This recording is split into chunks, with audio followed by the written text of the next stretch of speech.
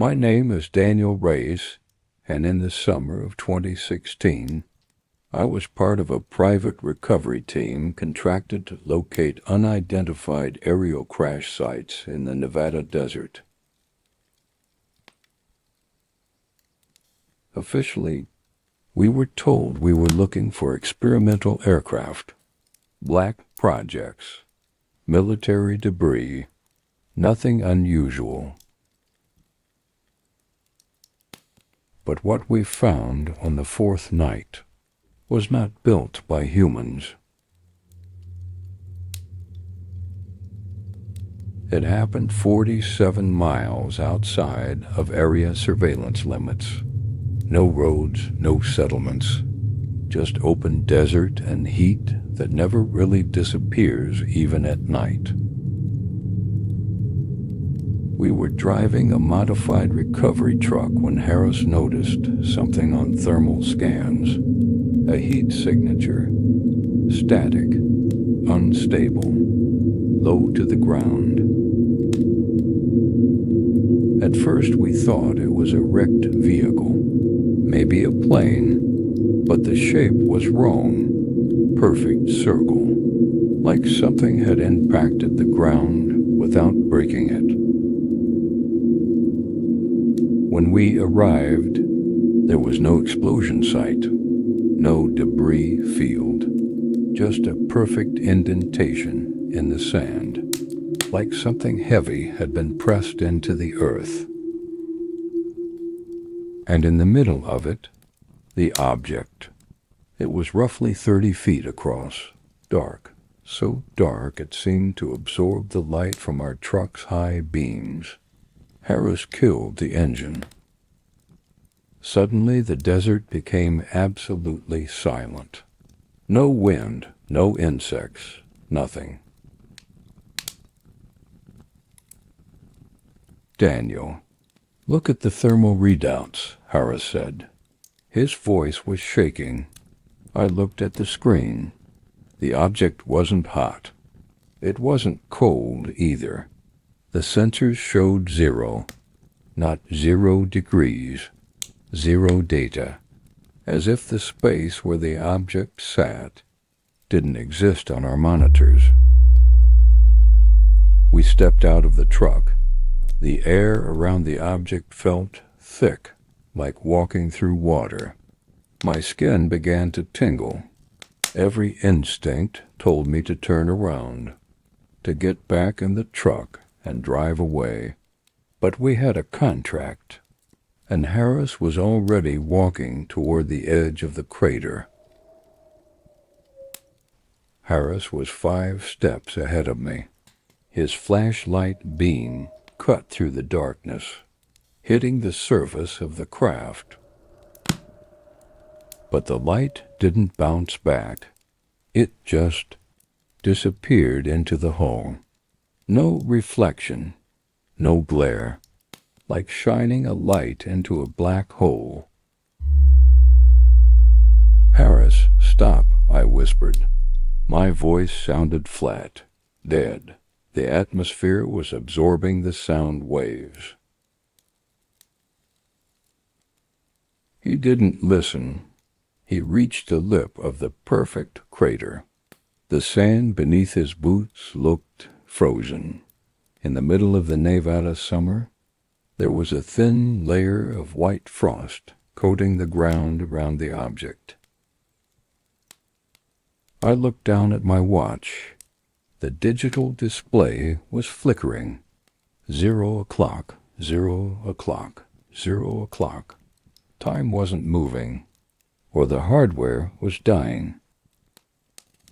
Suddenly our tactical radios burst into life. Not words, not static. It sounded like rhythmic breathing. In, out, slow, heavy, mechanical. Harris turned his head back to look at me. His eyes were wide. His mouth opened, but no words came out. He pointed at his own ears. blood. Dark, thick blood was trickling down from his ears. He didn't even feel it. Before I could scream, Harris reached out his gloved hand, and he touched the surface. The drone stopped. The breathing on the radio stopped. The wind died completely. Absolute, terrifying silence. The object didn't move. But Harris just froze, stiff as a board, his arms still pressed against the black material. Harris? I took a step forward, and then the surface of the craft began to change. The black material wasn't solid anymore. It was rippling, like oil on water. Where Harris's hand touched it, the surface was drinking him in. First his fingers, then his palm. The black substance was crawling up his sleeve, slowly, deliberately. Harris pulled back. I lunged forward. I grabbed his shoulder and pulled with all my strength. He didn't budge. He felt heavy, like he was rooted into the center of the earth. And then he turned his face toward me. His eyes, the whites of his eyes were completely gone, just solid reflective black, like 2 drops of obsidian. He wasn't looking at me. He was looking through me. His mouth opened wide, too wide, and instead of a scream, a sound came out of him that I will never forget. It sounded like hundreds of people, speaking at the exact same time, in a language that felt old, older than the stars. The crater exploded with light, not bright white light, deep, blinding violet. The shock wave hit me like a physical wall. I was thrown backward into the frozen sand. The air was sucked out of my lungs.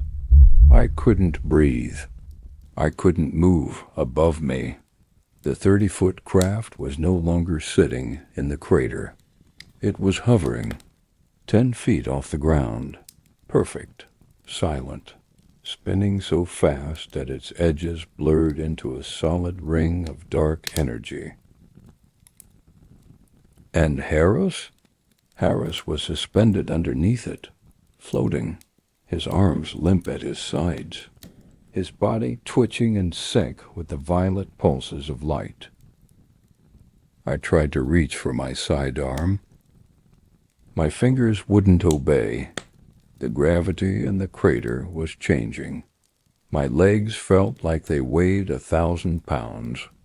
But my head felt like it was floating away. Then the collective voices in my radio grew deafeningly loud. They weren't chanting anymore. They were screaming a single coordinate, over and over. The numbers. The radio was screaming coordinates, but they weren't geographical. They were stellar, right ascension, declination. Inside my head, a map was unfolding. I didn't want to see it, but I had no choice. I saw star clusters I had never learned about, cold, dead sectors of space, and a massive, silent structure waiting in the dark between galaxies. Suddenly, the spinning ring of the craft stopped, instantly. No deceleration, just frozen in mid-air. The violet light changed. It narrowed into a single needle-thin beam, focused directly on Harris's forehead. His skin began to glow from the inside. I could see the veins in his face. They weren't red. They were pulsing with a bright, luminous silver fluid. Then the center of the craft opened. Not a door, not a hatch. The metal simply dissolved, leaving a perfect vertical slit of absolute nothingness. Something was coming out. It didn't walk. It poured itself downward like heavy smoke before taking shape. It was tall, maybe 8 feet, too thin to be biological. Its limbs had too many joints, bending in directions that made my stomach turn. It had no face, just a smooth, polished surface that perfectly reflected the desert floor, and me lying helpless in the sand. The creature stepped toward Harris.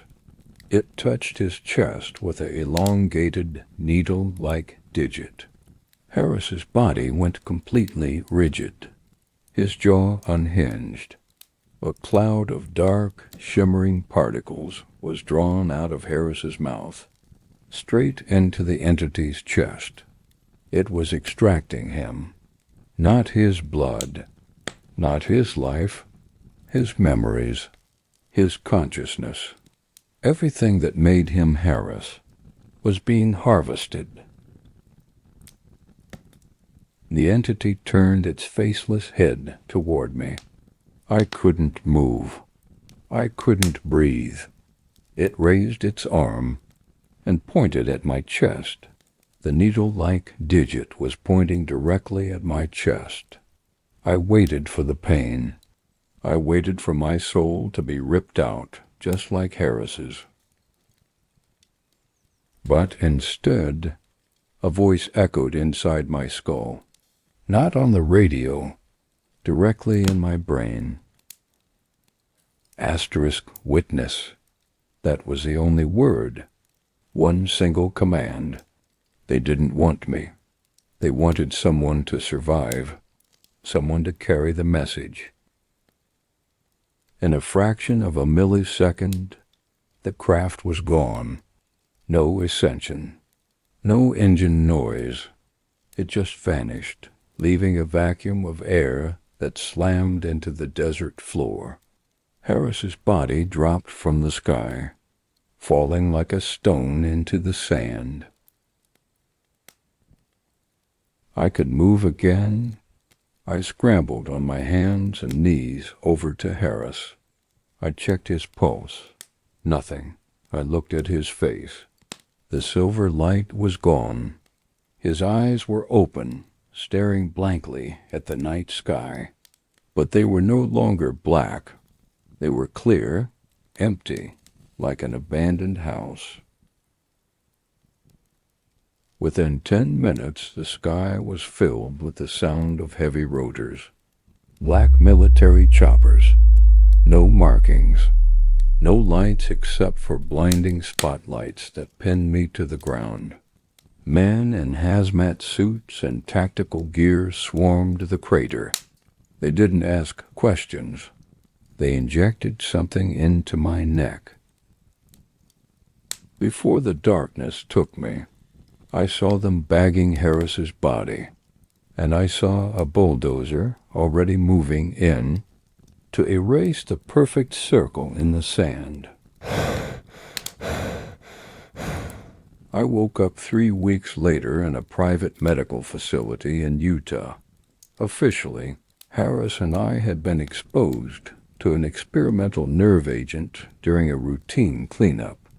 I was given an honorable discharge, a massive non-disclosure agreement to sign, and a monthly pension that means I never have to work again. They think they cleaned up everything. They think I believe their story about the nerve agent, but they are wrong. Every night when I close my eyes, the star map unfolds inside my head. The coordinates are burning into my consciousness, and the silver fluid, it didn't leave me completely. Sometimes when I'm alone in a dark room, my digital watch flickers to 0 o'clock, and I can hear Harris's voice through the static of my television. He isn't screaming anymore. He's just waiting. And the terrifying part is, I know exactly what he is waiting for.